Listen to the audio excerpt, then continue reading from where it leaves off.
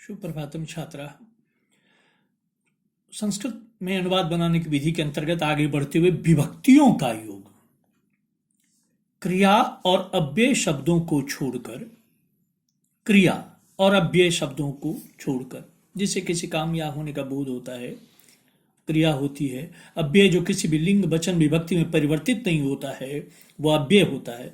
सभी इसलिए क्रिया और अव्यय शब्दों को छोड़कर सभी शब्दों में कोई न कोई विभक्ति लगती है। इसके लिए कारक के चिन्हों पर विचार करना पड़ता है, जो अनुवाद बनाने की विधि के प्रथम वर्ग में मैंने लिखा है। जो शब्द जिस कारक में हो उस कारक के लिए जो विभक्तियां लगती हो वही विभक्ति संस्कृत के शब्दों में लिखा जाता है। ध्यान दीजिएगा, जो शब्द जिस कारक में हो उस कारक के लिए जो विभक्तियां लगती है वही विभक्ति संस्कृत के शब्दों में को लिखा जाता है। उदाहरण के लिए, तुम मुझे देखते हो, त्वम माम पश्यसि। त्वम मध्यम पुरुष का एक वचन है, तुम कर्ता कारक है, एक वचन है मध्यम पुरुष के एक वचन में, इसलिए त्वम होगा। मुझे कर्म कारक एक वचन में है, इसलिए माम होगा। अगर असमद का शब्द रूप देखेंगे तो द्वितीया की एक वचन में माम होता है, जिसका अर्थ होता है मुझको, कर्ता ने, कर्म को। त्वम के साथ मध्यम पुरुष की क्रिया पश्यसि होगी। त्वम के साथ सी का उपयोग अभी से पहले कक्षा में पढ़े हैं। त्वम के साथ सी का प्रयोग होता है, इसलिए पश्यसि होगा। इसलिए सेंटेंस बना त्वम माम पश्यसि, तुम मुझको देखते हो। कर्ता जिस पुरुष में होगी क्रिया भी उसी पुरुष में होगी, कर्ता जिस वचन में होगी क्रिया भी उसी वचन में होगी, और कारक के चिन्हों का उपयोग आवश्यक होता है। उदाहरण के लिए कर्ता कारक, राम पढ़ता है, राम करता है, पढ़ना क्रिया है, तो रामा होता है, कर्ता में प्रथमा विभक्ति का प्रयोग होता है, इसलिए रामा हुआ। और जब राम प्रथम पुरुष या अन्य पुरुष का एक वचन है तो क्रिया भी प्रथम पुरुष के एक वचन में ती लगता है, इसलिए हम सेंटेंस बनाते हैं रामा पठति, राम पढ़ता है। तुम जाते हो, तो मध्यम पुरुष का एक वचन है, कर्ता कारक है, कर्ता में प्रथमा विभक्ति होती है। युष्मद शब्द रूप आप लोग पढ़े हैं, युष्मद का प्रथमा एक वचन में त्वम होता है। त्वम के साथ सी का उपयोग होता है। गम धातु से बनता है गच्छ, गच्छ के साथ सी लगता है, हो जाता है गच्छसि, तुम जाते हो। मैं लिखता हूं, मैं उत्तम पुरुष का एक वचन है। अस्मद शब्द रूप देखेंगे, अस्मद में अहम उत्तम प्रथम रूप चलता है, हम अवम वयम, इसलिए कर्ता में प्रथमा विभक्ति होती है। लिख मीन्स लिखना होता है, अहम के साथ अमी लगता है, अहम लिखामी, मैं लिखता हूं। प्रथमा विभक्ति का उपयोग मैंने दिखाया है। अब कर्म कारक, जहां द्वितीय विभक्ति का चिन्ह का उपयोग होता है, राम तुमको देखता है, राम कर्ता कारक इसलिए राम, तुमको कर्म कारक है इसलिए त्वम शब्द रूप देखेंगे, त्वम युवाम यूयम, त्वम मध्यम पुरुष का एक वचन है, इसलिए यहां कर्म कारक का उपयोग किया गया है। कर्ता प्रथम पुरुष के या अन्य पुरुष के एक वचन में है तो ती भी अन्य पुरुष के एक वचन में, प्रथम पुरुष के एक वचन में है। रामः त्वाम पश्यति, राम तुमको देखता है। तुम मुझको देखते हो, तुम कर्ता है, माम कर्म है, अस्मद का द्विवचन देखिएगा, अहम आवम वयम, माम त्वम के साथ सी क्रिया लगती है, इसलिए त्वम माम पश्यसि, कर्म कारक का ये उदाहरण।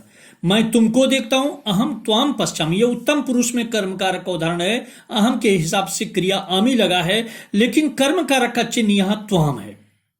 करण कारक, करण का चिन्ह होता है से द्वारा, इसमें तृतीया विभक्ति का प्रयोग होता है। वह कलम से लिखता है, स कलमीन लिखा थी, स करता है प्रथम पुरुष का, इसलिए ती क्रिया लगा है। कलमीन करण कारक है, करण कारक में तृतीया विभक्ति का प्रयोग होता है। बालक का तृतीया बालकिन, कलम का तृतीया कलमीन, यहां करण कारक का उपयोग है। सह कलमीन लिखा थी, वह कलम से लिखता है। मैं बस से जाता हूं, अहम बस यानीन गच्छामि, ये उत्तम पुरुष का उदाहरण मैंने पहले लिख दिया है, पहले मध्यम पुरुष का होना चाहिए। अहम बस यानीन गच्छामि, मैं बस से जाता हूं। तुम वायुयान से जाते हो, तुम वायुयानीन गच्छसि, ये मध्यम पुरुष का उदाहरण है। तुम के हिसाब से क्रिया सी हुआ है। वायुयान करण कारक है, करण कारक में तृतीया विभक्ति हुई है, इसलिए तुम वायुयान से जाते हो, तुम वायुयान गच्छसि, ये मध्यम पुरुष का था, ये उत्तम पुरुष का था। संप्रदान में चतुर्थी होता है, चिन्ह होता है को के लिए, वह मोहन के लिए जाता है, वह करता है, गच्छति क्रिया है, कर्ता के हिसाब से क्रिया है। सारे उदाहरण हम वर्तमान काल में दिए हैं, लट लकार में दिए हैं। मोहन के लिए बालक का चतुर्थी याद करेंगे तो बालकाय, मोहन का चतुर्थी मोहनाय, तो सह मोहनाय गच्छति, वह मोहन के लिए जाता है। तुम मोहन के लिए पढ़ते हो, तुम मोहनाय पठसी, तुम के साथ सी का उपयोग होता है। मोहन का चतुर्थी मोहनाय मध्यम पुरुष का है, तुम मोहन के लिए पढ़ते हो। मैं पुत्र के लिए भोजन बनाता हूं, मैं उत्तम पुरुष है। अहम पुत्राय भोजनम पचामी, अहम के साथ आमी लगाया। पुत्राय संप्रदान कालक है, बालक का चतुर्थी बालकाय, पुत्र का चतुर्थी पुत्राय। अपादान कारक में पंचमी व्यक्ति का प्रयोग किया जाता है। अपादान से जुदाई इसका चिन्ह होता है, वह गांव से आता है, गांव को छोड़ देता है, जुदाई हो जाती है, अलगाव होता है। सा ग्रामात आगच्छति, वह गांव से आता है। बालक का चतुर्थी बालकात, गांव का चतुर्थी ग्रामात। वह प्रथम पुरुष का एक वचन है, तो ती भी क्रिया का एक वचन में है। गच्छति माने जाना, आगच्छति अपसरण लगा हुआ है, इसलिए सा ग्रामात आगच्छति, वह गांव से आता है।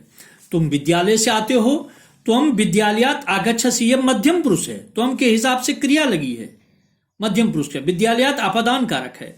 मैं घर से आता हूं, अहम गृहात आगच्छामि, मैं घर से आता हूं। संबंध कारक षष्ठी विभक्ति, संबंध का चिन्ह होता है काके की, राम का पुत्र जाता है। रामस्य पुत्रः गच्छति, रामस्य इसलिए लगे, राम संबंध कारक है, संबंध कारक में षष्ठी विभक्ति होती है। बालक का षष्ठी बालकस्य, राम का षष्ठी रामस्य। उसी तरह को उदाहरण दे देते हैं अधिकरण का भी, वह विद्यालय में पढ़ता है। अधिकरण,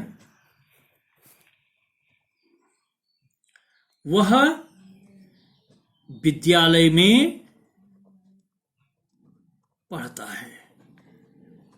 सह विद्यालय पठति, विद्यालय में पढ़ता है। बालक का सप्तमी बालके, विद्यालय का सप्तमी विद्यालय, कर्ता के हिसाब से क्रिया, विद्यालय अधिकरण कारक। इसी प्रकार संस्कृत अनुवाद बनाते समय सामान्य विभक्तियों का उपयोग आवश्यक होता है।